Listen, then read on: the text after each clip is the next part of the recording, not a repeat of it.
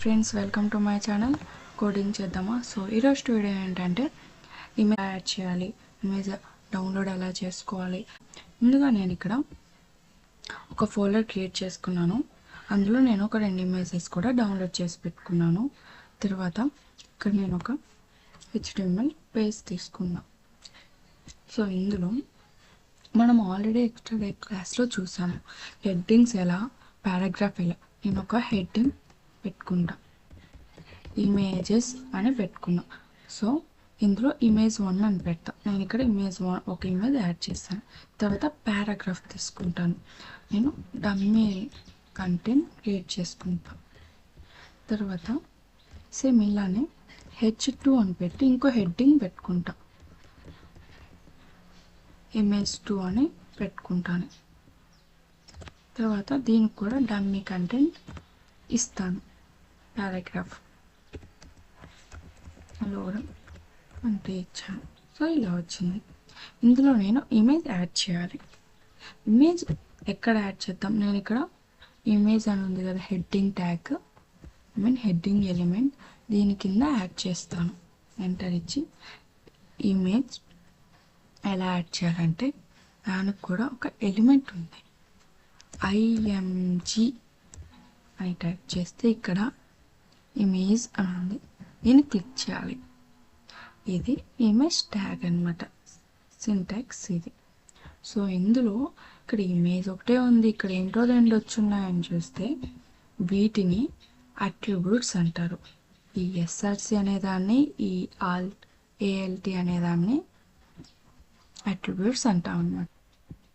ఏంటంటే SRC అంటే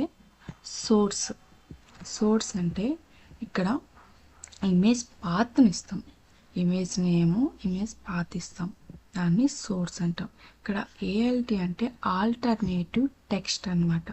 ఇక్కడ ఆల్టర్నేటివ్ టెక్స్ట్ అంటే ఇది ఎందుకంటే ఇప్పుడు ఇక్కడ ఇమేజ్ పాత్ ఇస్తాం, అది మనకి వర్క్ అవ్వలేదు, మనకి అక్కడ ఇమేజ్ ప్రింట్ అవ్వాల.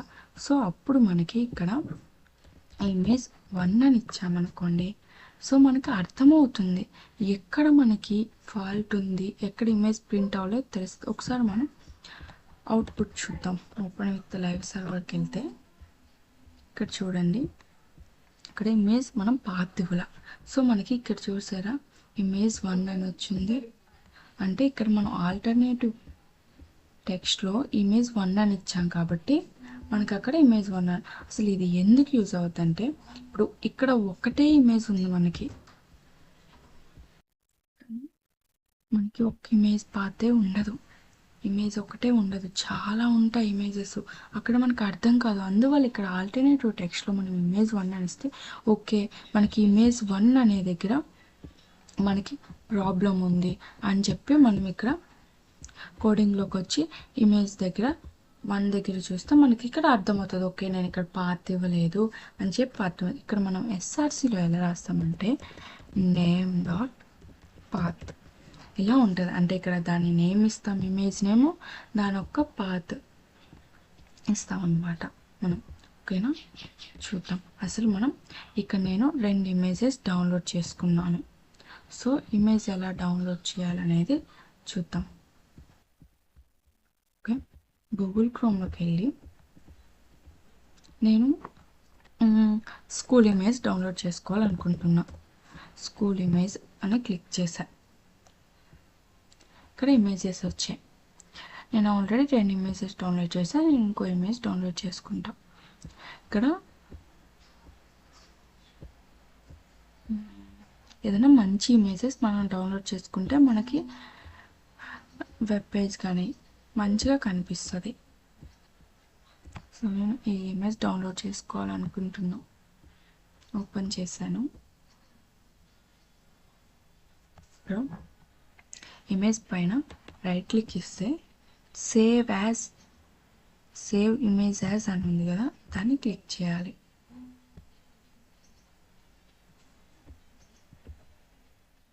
మనకి ఇక్కడ అడుగుతుంది ఎక్కడ సేవ్ చేయాలి అని, మనకి అడుగుతుంది అన్నమాట.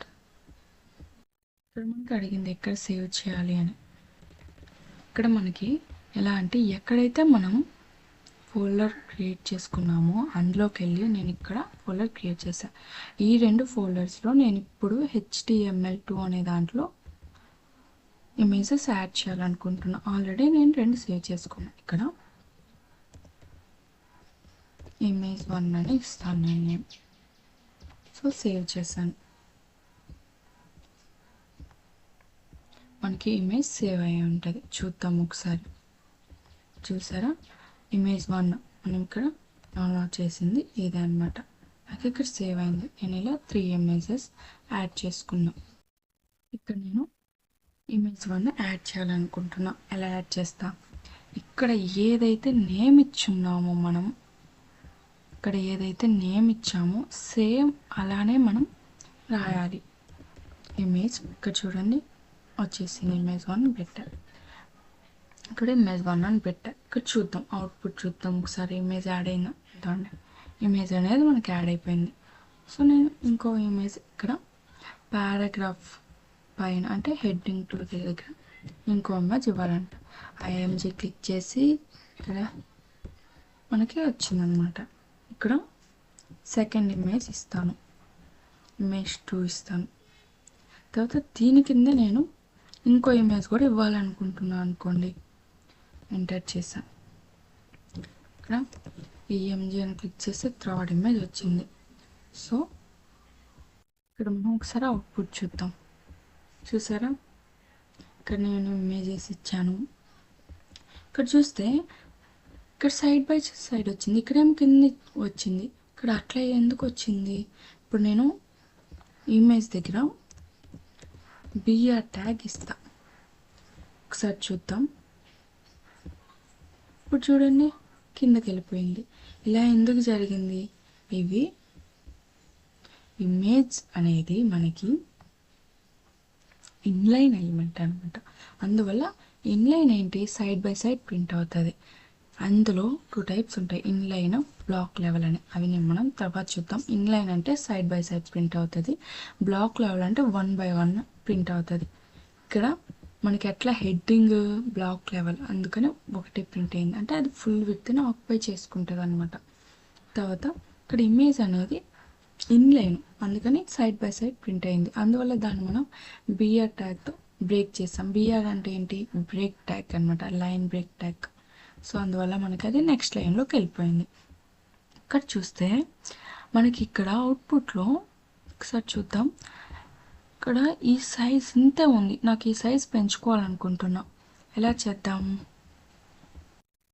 ఇక్కడ దీనికి మనం కొంచెం హైట్ విడ్త్ ఇద్దాం. ఎలా ఇవ్వాలి? అట్రిబ్యూట్స్ రూపంలో ఇవ్వాలి.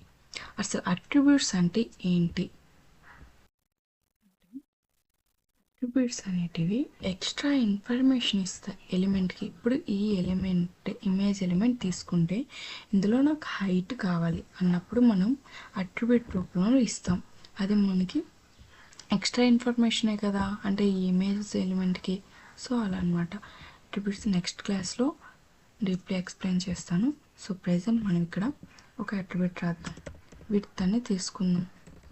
స్పేస్ విడ్త్ అని క్లిక్ చేస్తే ఇది ఒక అట్రిబ్యూట్ అనుకోండి. అట్రిబ్యూట్ ఇట్లా ఉంటుంది. నేము, ఇక్కడ వాల్యూ రాయాలి. ఈ కొటేట్స్ మధ్యలో వాల్యూ రాస్తాం. ఏం రాస్తాను? ఇప్పుడు నేను 50% నాకు విడ్త్ కావాలి. ఒకసారి చెక్ చేద్దాం. చూడండి నాకు 50% వచ్చింది. నాకు 100% కావాలి. 100 అని ఇస్తాను. చూద్దాం ఎలా వచ్చిందో. 100% వచ్చింది విడ్త్. చూడండి కింద ఇంకా ఉంది. మనకు 100% విడ్త్ వచ్చేసింది. ఇక్కడ నేను నాకు 50 చాలు, 50% ఇచ్చా. హైట్ కూడా నాకు పెరగాలనుకుంటున్నా. హైట్ చూస్తే 20% ఇస్తా హైట్ నేను. చూద్దాం. చూడండి హైట్ కూడా పెరిగింది నాకు. సరే 20 వద్దు నాకు. ఇక్కడ పర్సంటేజే కాదు, పిక్సెల్స్, PX అంటే పిక్సెల్స్ రూపంలో కూడా ఇవ్వచ్చు. చూడండి పిక్సెల్స్ ఇస్తే ఎంత తగ్గిపోయిందో. ఇక్కడ పిక్సెల్స్లో అయితే మనం ఎక్కువ ఇవ్వాలి. 200 పిక్సెల్స్ ఇద్దాం. చూసారా ఎలా వచ్చిందో అన్నమాట. ఇక్కడ మనం ఏమి ఇవ్వకపోయినా కానీ జస్ట్ 200 అని పెట్టేస్తా. ఇవ్వకపోయినా మనకు ఉంది అంటే ఇక్కడ ఓన్లీ ఇక్కడ మనం అట్రిబ్యూట్ రాసేటప్పుడు మటుకు మనం ఇక్కడ పర్సంటేజ్ కానీ పిక్సెల్స్ ఏమి ఇవ్వకపోయినా అది ఆటోమేటిక్గా పిక్సెల్స్ లానే తీసుకుంటుంది. మనం పర్సంటేజ్ ఇస్తే పర్సంటేజ్ రూపంలో తీసుకుంటుంది. ఇక్కడ 20% పర్సంటేజ్ రూపంలో తీసుకుంటుంది అన్నమాట. ఇది ఇమేజ్ ఎలా యాడ్ చేయాలి.